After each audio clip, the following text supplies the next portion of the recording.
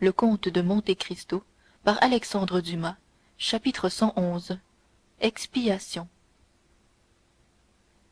M. de Villefort avait vu s'ouvrir devant lui les rangs de la foule, si compacte qu'elle fût. Les grandes douleurs sont tellement vulnérables qu'il n'est pas d'exemple, même dans les temps les plus malheureux, que le premier mouvement de la foule réunie n'ait pas été un mouvement de sympathie pour une grande catastrophe. Beaucoup de gens haïs ont été assassinés dans une émeute. Rarement un malheureux, fût-il criminel, a été insulté par les hommes qui assistaient à sa condamnation à mort.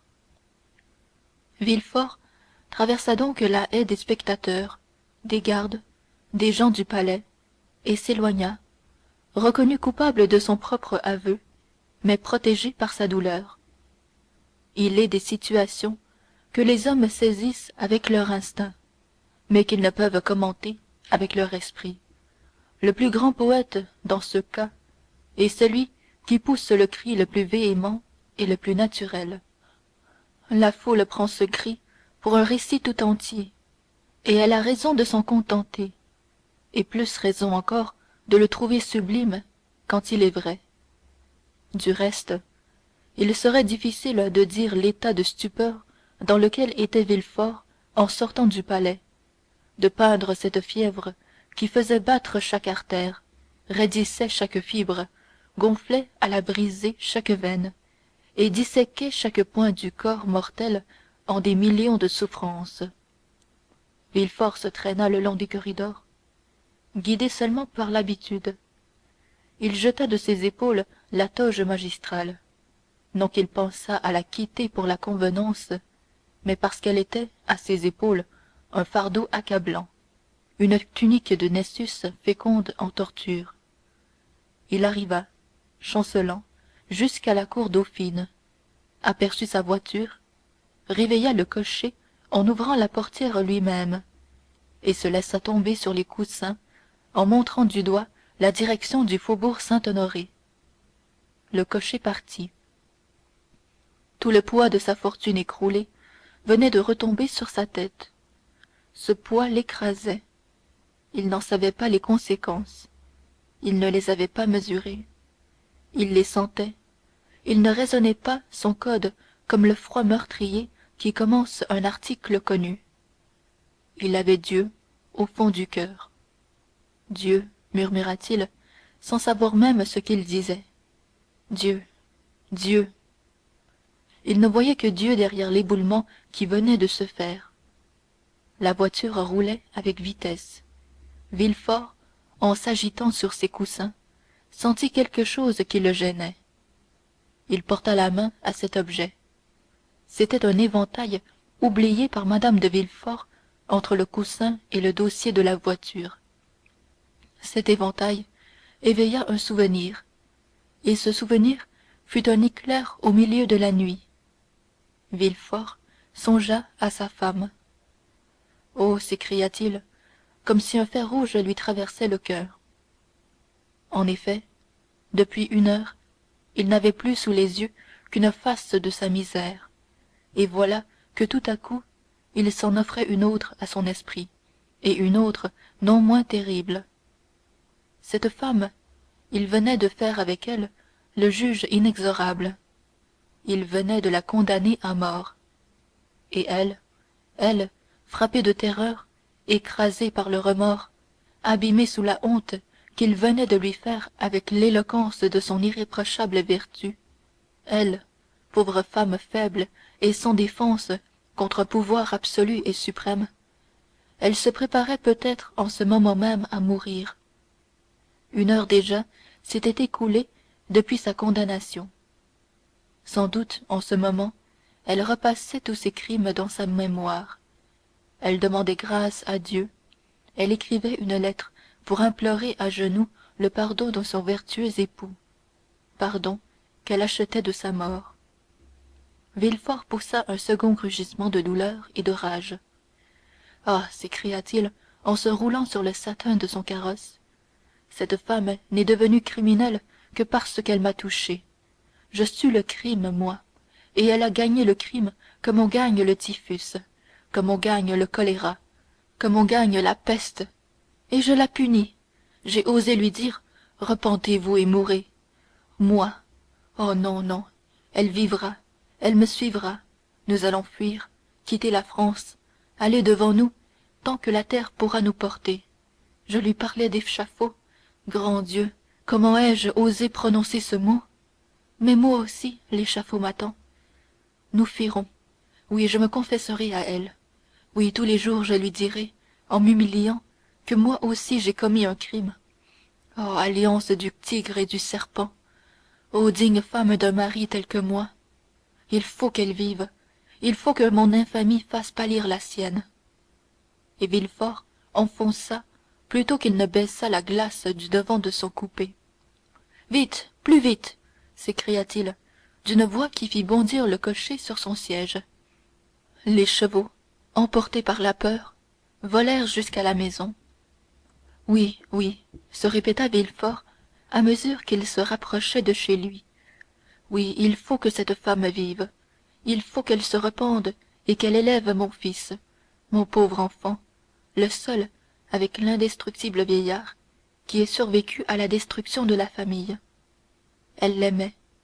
C'est pour lui qu'elle a tout fait. Il ne faut jamais désespérer du cœur d'une mère qui aime son enfant. Elle se repentira. Nul ne saura qu'elle fut coupable. Ces crimes commis chez moi, et dont le monde s'inquiète déjà, seront oubliés avec le temps. Ou si quelques ennemis s'en souviennent, eh bien, je les prendrai sur ma liste de crimes. Un, deux, trois de plus, qu'importe. Ma femme se sauvera en portant de l'or, et surtout en portant son fils, loin du gouffre où il me semble que le monde va tomber avec moi. Elle vivra, elle sera heureuse encore, puisque tout son amour est dans son fils, et que son fils ne la quittera point. J'ai fait une bonne action, cela allège le cœur. Et le procureur du roi respira plus librement qu'il n'avait fait depuis longtemps.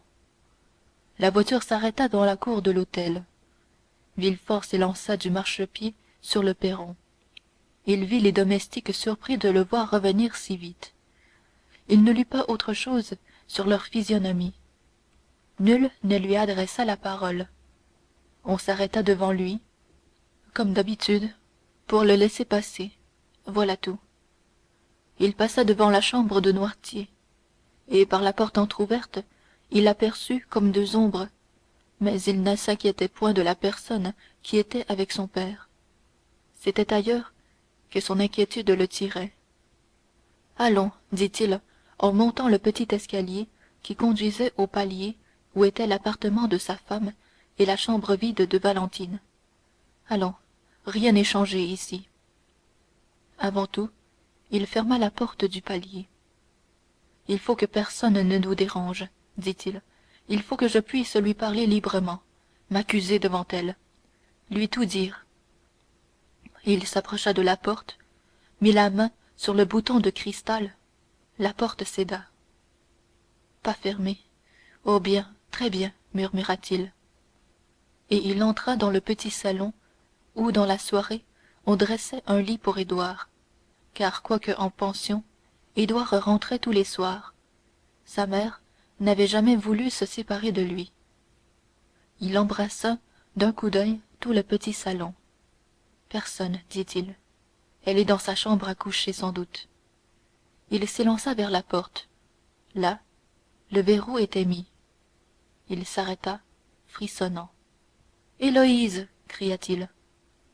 Il lui sembla entendre remuer un meuble. Héloïse! Répéta-t-il. Qui est là? Demanda la voix de celle qui l'appelait. Il lui sembla que cette voix était plus faible que de coutume. Ouvrez, ouvrez! S'écria Villefort. C'est moi! Mais malgré cet ordre, malgré le temps d'angoisse avec lequel il était donné, on n'ouvrit pas. Villefort enfonça la porte d'un coup de pied. À l'entrée de la chambre qui donnait dans son boudoir, Madame de Villefort était debout, pâle, les traits contractés, et le regardant avec des yeux d'une fixité effrayante. Héloïse, Héloïse, dit-il, qu'avez-vous? Parlez, la jeune femme étendit vers lui sa main raide et livide. C'est fait, monsieur, dit-elle avec un râlement qui sembla déchirer son gosier. Que voulez-vous donc encore de plus? Et elle tomba de sa hauteur sur le tapis. Villefort courut à elle, lui saisit la main. Cette main serrait convulsivement un flacon de cristal à bouchon d'or. Madame de Villefort était morte. Villefort, ivre d'horreur, recula jusqu'au seuil de la chambre et regarda le cadavre. Mon fils, s'écria-t-il tout à coup. Où est mon fils? Édouard! Édouard! Et il se précipita hors de l'appartement en criant Édouard! Édouard!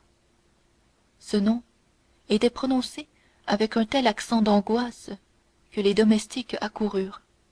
Mon fils! Où est mon fils? demanda Villefort. Qu'on l'éloigne de la maison, qu'il ne voie pas. Monsieur Édouard n'est point en bas, monsieur, répondit le valet de chambre. Il joue sans doute au jardin, voyez, voyez. Non, monsieur. Madame a appelé son fils il y a une demi-heure à peu près. Monsieur Édouard est entré chez madame et n'est point descendu depuis. Une sueur glacée inonda le front de Villefort. Ses pieds trébuchèrent sur la dalle. Ses idées commencèrent à tourner dans sa tête comme les rouages désordonnés d'une montre qui se brise. Chez madame, murmura-t-il, chez madame. Et il revint lentement sur ses pas, s'essuyant le front d'une main, s'appuyant de l'autre aux parois de la muraille. En entrant dans la chambre, il fallait revoir le corps de la malheureuse femme. Pour appeler Édouard, il fallait réveiller l'écho de cet appartement changé en cercueil. Parler, c'était violer le silence de la tombe. Villefort sentit sa langue paralysée dans sa gorge. Édouard, Édouard, balbutia-t-il. L'enfant ne répondait pas. Où donc était l'enfant qui, au dire des domestiques, était entré chez sa mère et n'en était pas sorti? Villefort fit un pas en avant. Le cadavre de madame de Villefort était couché en travers de la porte du boudoir dans lequel se trouvait nécessairement Édouard. Ce cadavre semblait veiller sur le seuil avec des yeux fixes et ouverts, avec une épouvantable et mystérieuse ironie sur les lèvres. Derrière le cadavre, la portière relevée laissait voir une partie du boudoir, un piano et le bout d'un divan de satin bleu. Villefort fit 3 ou 4 pas en avant, et sur le canapé il aperçut son enfant couché. L'enfant dormait sans doute. Le malheureux eut un élan de joie indicible. Un rayon de pure lumière descendit dans cet enfer où il se débattait. Il ne s'agissait donc que de passer par-dessus le cadavre, d'entrer dans le boudoir, de prendre l'enfant dans ses bras et de fuir avec lui, loin, bien loin. Villefort n'était plus cet homme dont son exquise corruption faisait le type de l'homme civilisé. C'était un tigre blessé à mort qui laisse ses dents brisées dans sa dernière blessure. Il n'avait plus peur des préjugés, mais des fantômes. Il prit son élan et bondit par-dessus le cadavre, comme s'il se fût agi de franchir un brasier dévorant. Il enleva l'enfant dans ses bras, le serrant, le secouant, l'appelant. L'enfant ne répondait point. Il colla ses lèvres avides à ses joues. Ses joues étaient livides et glacées. Il palpa ses membres raidis. Il appuya sa main sur son cœur. Son cœur ne battait plus.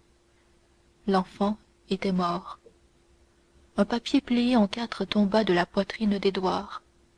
Villefort, foudroyé, se laissa aller sur ses genoux. L'enfant s'échappa de ses bras inertes et roula du côté de sa mère. Villefort ramassa le papier, reconnut l'écriture de sa femme et le parcourut avidement. Voici ce qu'il contenait. Vous savez si j'étais bonne mère, puisque c'est pour mon fils que je me suis faite criminelle. Une bonne mère ne part pas sans son fils. Villefort ne pouvait en croire ses yeux. Villefort ne pouvait en croire sa raison.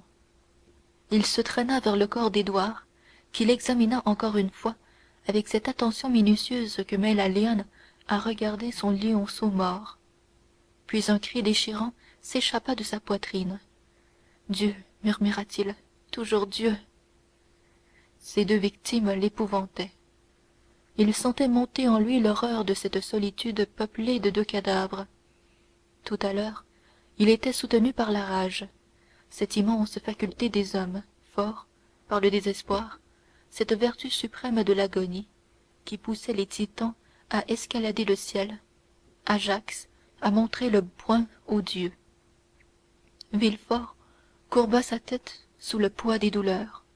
Il se releva sur ses genoux, secoua ses cheveux humides de sueur, hérissés d'effroi, et celui-là, qui n'avait jamais eu pitié de personne, s'en alla trouver le vieillard, son père, pour avoir, dans sa faiblesse, quelqu'un à qui raconter son malheur, quelqu'un près de qui pleurer. Il descendit l'escalier que nous connaissons et entra chez Noirtier. Quand Villefort entra, Noirtier paraissait attentif à écouter, aussi affectueusement que le permettait son immobilité, l'abbé Busoni, toujours aussi calme et aussi froid que de coutume. Villefort, en apercevant l'abbé, porta la main à son front. Le passé lui revint comme une de ces vagues dont la colère soulève plus d'écume que les autres vagues. Il se souvint de la visite qu'il avait faite à l'abbé le surlendemain du dîner d'Auteuil, et de la visite que lui avait faite l'abbé à lui-même le jour de la mort de Valentine. Vous ici, monsieur, dit-il, mais vous n'apparaissez donc jamais que pour escorter la mort? Busoni se redressa. En voyant l'altération du visage du magistrat, l'éclat farouche de ses yeux, il comprit, ou crut comprendre, que la scène des assises était accomplie. Il ignorait le reste. « J'y suis venu pour prier sur les corps de votre fille, » répondit Busoni. « Et aujourd'hui, qu'y venez-vous faire? »« Je viens vous dire que vous m'avez assez payé votre dette, et qu'à partir de ce moment, je vais prier Dieu qu'il se contente comme moi. » Mon Dieu! Fit Villefort en reculant, l'épouvante sur le front. Cette voix, ce n'est pas celle de l'abbé Busoni. Non. L'abbé arracha sa fausse tonsure, secoua la tête, et ses longs cheveux noirs, cessant d'être comprimés, retombèrent sur ses épaules et encadrèrent son mâle visage. « C'est le visage de M. de Monte Cristo !» s'écria Villefort, les yeux hagards. « Ce n'est pas encore cela, monsieur le procureur du roi. Cherchez mieux et plus loin. Cette voix, cette voix, où l'ai-je entendue pour la dernière fois? Vous l'avez entendue pour la première fois à Marseille, il y a 23 ans, le jour de votre mariage avec mademoiselle de Saint-Méran. Cherchez dans vos dossiers. Vous n'êtes pas Busoni, vous n'êtes pas Monte Cristo. Mon Dieu, vous êtes cet ennemi caché, implacable, mortel. J'ai fait quelque chose contre vous à Marseille. Oh, malheur à moi! Oui, tu as raison, c'est bien cela, dit le comte en croisant les bras sur sa large poitrine. Cherche, cherche! Mais que t'ai-je donc fait? S'écria Villefort, dont l'esprit flottait déjà sur la limite où se confondent la raison et la démence, dans ce brouillard qui n'est plus le rêve et qui n'est pas encore le réveil. Que t'ai-je fait? Dis, parle! Vous m'avez condamné à une mort lente et hideuse. Vous avez tué mon père. Vous m'avez ôté l'amour avec la liberté, et la fortune avec l'amour. Qui êtes-vous? Qui êtes-vous donc, mon Dieu? Je suis le spectre d'un malheureux que vous avez enseveli dans les cachots du château d'If. À ce spectre sorti enfin de sa tombe, Dieu a mis le masque du comte de Monte Cristo, et il l'a couvert de diamants et d'or pour que vous ne le reconnaissiez qu'aujourd'hui. Oh, je te reconnais, Je te reconnais, dit le procureur du roi. Tu es... Je suis Edmond Dantès. Tu es Edmond Dantès, s'écria le procureur du roi, en saisissant le comte par le poignet. Alors viens. Et il l'entraîna par l'escalier, dans lequel Monte Cristo, étonné, le suivit, ignorant lui-même où le procureur du roi le conduisait, et pressentant quelque nouvelle catastrophe. Tiens, Edmond Dantès, dit-il en montrant au comte le cadavre de sa femme et le corps de son fils. Tiens, regarde, es-tu bien vengé? Monte Cristo pâlit à cet effroyable spectacle. Il comprenait qu'il venait d'outrepasser les droits de la vengeance. Il comprit qu'il ne pouvait plus dire Dieu est pour moi et avec moi. Il se jeta avec un sentiment d'angoisse inexprimable sur le corps de l'enfant, rouvrit ses yeux, tâta le pouls et s'élança avec lui dans la chambre de Valentine qu'il referma à double tour. Mon enfant, s'écria Villefort, il emporte le cadavre de mon enfant. Oh, malédiction, malheur, mort sur toi! Et il voulut s'élancer après Monte Cristo, mais, comme dans un rêve, il sentit ses pieds prendre racine. Ses yeux se dilatèrent, à briser leurs orbites, ses doigts, recourbés sur la chair de sa poitrine, s'y enfoncèrent graduellement, jusqu'à ce que le sang rougît ses ongles. Les veines de ses tempes se gonflèrent d'esprits bouillants qui allèrent soulever la voûte trop étroite de son crâne et noyèrent son cerveau dans un déluge de feu. Cette fixité dura plusieurs minutes, jusqu'à ce que l'effroyable bouleversement de la raison fût accompli. Alors, il jeta un grand cri, suivi d'un long éclat de rire, et se précipita par les escaliers. Un quart d'heure après, la chambre de Valentine se rouvrit, et le comte de Monte Cristo reparut. Pâle, l'œil morne, la poitrine oppressée, tous les traits de cette figure ordinairement si calme et si noble étaient bouleversés par la douleur. Il tenait dans ses bras l'enfant, auquel aucun secours n'avait pu rendre la vie. Il mit un genou en terre et le déposa, religieusement, près de sa mère, la tête posée sur sa poitrine. Puis, se relevant, il sortit, et, rencontrant un domestique sur l'escalier, où est monsieur de Villefort demanda-t-il. Le domestique, sans lui répondre, étendit la main du côté du jardin. Monte Cristo descendit le perron, s'avança vers l'endroit désigné, et vit, au milieu de ses serviteurs faisant cercle autour de lui, Villefort, une bêche à la main, et fouillant la terre avec une espèce de rage. Ce n'est pas encore ici, disait-il, ce n'est pas encore ici. Et il fouillait plus loin.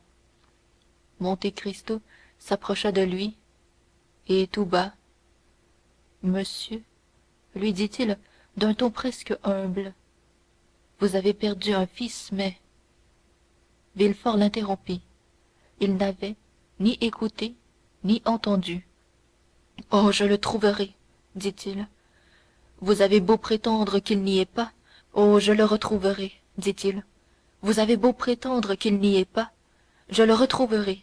Dieu sait, je le cherchai jusqu'au jour du jugement dernier. Monte Cristo recula avec terreur. Oh, dit-il, il est fou. Et, comme s'il eût craint que les murs de la maison maudite ne s'écroulassent sur lui, il s'élança dans la rue, doutant pour la première fois qu'il eût le droit de faire ce qu'il avait fait. Oh, assez, assez comme cela, dit-il. Sauvons le dernier. En rentrant chez lui, Monte Cristo rencontra Morrel, qui errait dans l'hôtel des Champs-Élysées, silencieux comme une ombre qui attend le moment fixé par Dieu pour rentrer dans son tombeau. Apprêtez-vous, Maximilien, lui dit-il avec un sourire. Nous quittons Paris demain. N'avez-vous plus rien à y faire demanda Morrel. Non, répondit Monte Cristo, et Dieu veuille que je n'y aie pas trop fait. Chapitre 111.